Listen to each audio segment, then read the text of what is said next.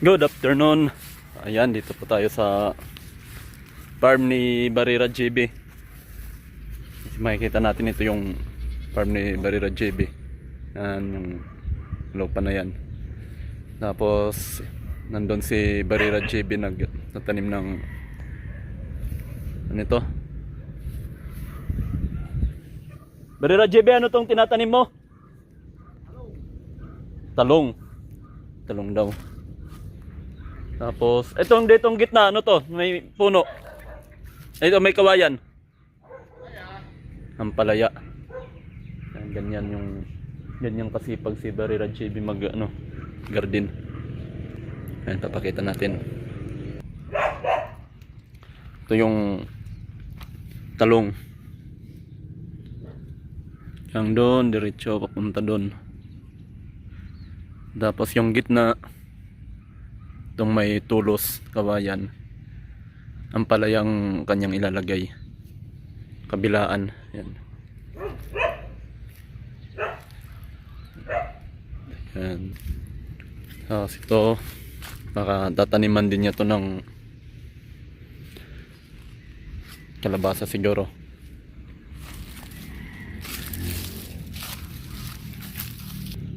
Dito naman mayroon siyang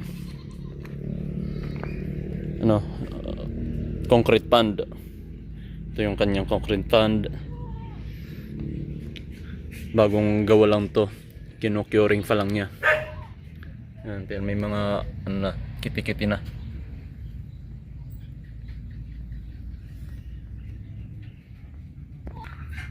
Titingnan pa natin yung iba pa niyang mga alaga.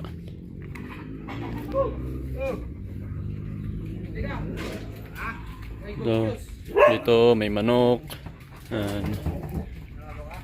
Pwede nang pang tinula. May manok para dito. May mga pato. May mga rin dyan, pabo. Ito yung kanyang mga tanim. Yan, may mga to. Puno na to. Mangusting. Yung mangusting na puno.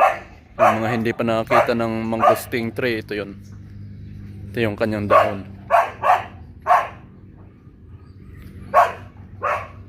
May bayabas din dito.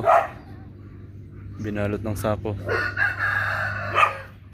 Tapos meron din na soha from Davao. Yan, ganda. Ang lalaki oh. Tapos dito mayroon siyang rambutan. Meron din papaya. Ito may pinya. May tubo. Dito yung kanyang kanyang mga pabo. Yan. Pwede ng pang lechon yan. Yung may gusto ng lechon, pwede ditong bumili. Yan lang kayo dito. Yan. Tawag dito sa damo na to, Pailasis. Pailasis.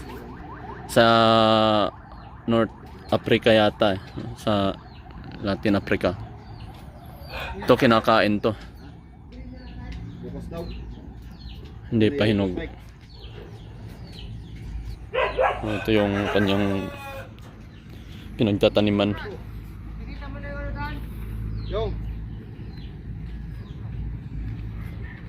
Kaway-kaway muna sa mga pans. Pagod.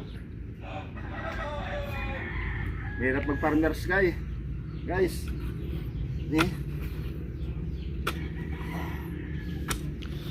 Wala tayo kita sa YouTube kaya Ano yung adobe naman yung lupa?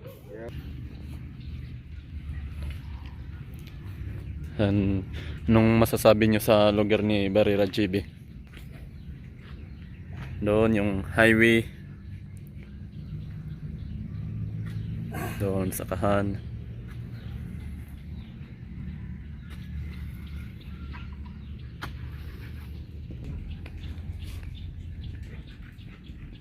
Yan, ready na to. Ang gagawin nila dito, lalagyan na i-drain to. Itong tubig na to. Sa lalagyan ng bago. Lalagyan na ng isda. Ilalagyan na dito hito.